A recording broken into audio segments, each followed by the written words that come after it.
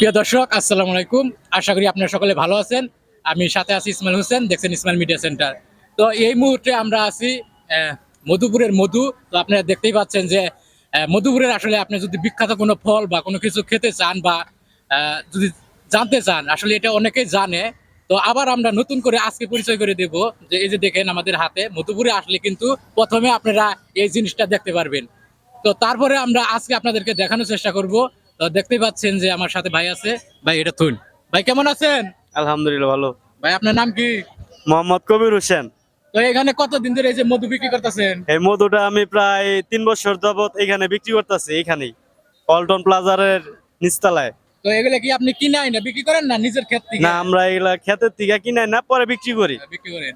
কত বছর ধরে করতেছেন এগুলা? 5 বছর ধরে এই ব্যবসাটা 5 করতেছি। বছর। জি। তো এই যে 5 বছর ধরে যে মানুষের খিলাইতেছেন এই মধুগুলা, মানুষ কি বলে? মানুষ খুবই ভালো বলে, অত্যন্ত ভালো একটা গুরুত্বপূর্ণ ফল, ফলের জাতি হিসেবে এই এত দামে সস্তা ফল অন্য অন্য ফলের চাইতে তুলনামূলক ভালো একটা জিনিস। 1 কেজি আপেল কিনতে গেলে টাকা লাগে 500-600 টাকা। জি, জি। তো ওই হিসাবে এটাও একটা ফল, ওটার থেকে এটা আমার কাছে অনেক বেটার মনে হয়, ভালো। এই যে আপনার হাতে যে ফলটা আছে, এটার বর্তমান দাম কত? এটা বর্তমান বাগান থেকে 40 টাকা 42 টাকা পরে, আবার খরচ আছে 45 টাকা পরে, আর বাজার থেকে এটা 50 টাকা পিস কিনা পড়তেছে। তো এই যে এতদিন ধরে বিক্রি করতেছেন, তো বর্তমানে অনেকে বলে কি মধুপুরের আনারস নাকি ফরমালিনে ভরা।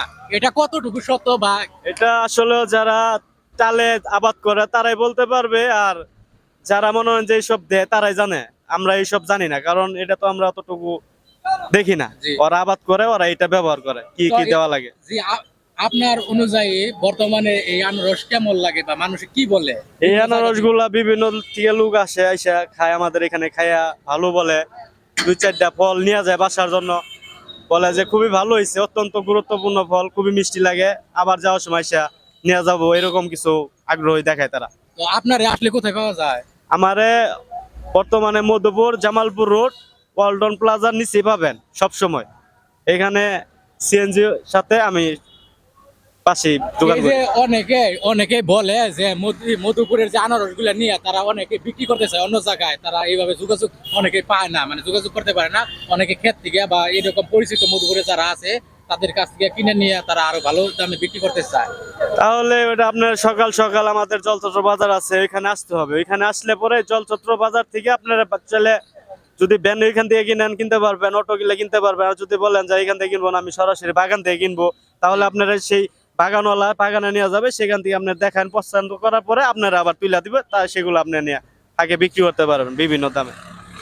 তো এই যে আনারসের কি কি বলে তৈরি করা যায়? আনারস দিয়ে জুস তৈরি করে, তারপর আরো কি কি তৈরি করে? হ্যাঁ, আনারসের বিভিন্ন জুস বানায়, বা বেশি গরম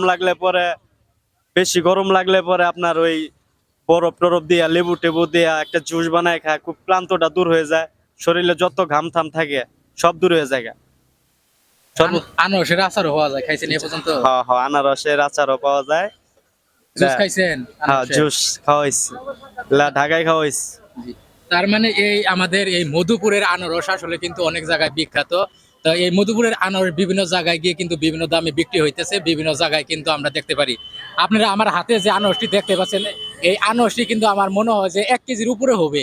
আর এই আনারসটা আপনি যদি 40-50 টাকা দিয়ে কিনেন, সেখান থেকে কিন্তু আপনি মনে করলেন যে আহ, সুন্দর একটি ফল খেতে থেকে আপনারা চাইলে সংগ্রহ করে খাইতে পারবেন। যারা আসলে ঘুরতে ভালোবাসেন, পছন্দ করেন, বা মধুপুরে যারা আসতে চান, তারা কিন্তু এখান থেকে এসে কিন্তু আরো সুন্দরভাবে আপনারা খেয়ে যেতে পারবেন।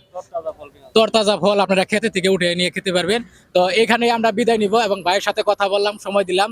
তো ধন্যবাদ সবাইকে, ভালো থাকবেন, সুস্থ থাকবেন। এই ছিল আজকের ভিডিও।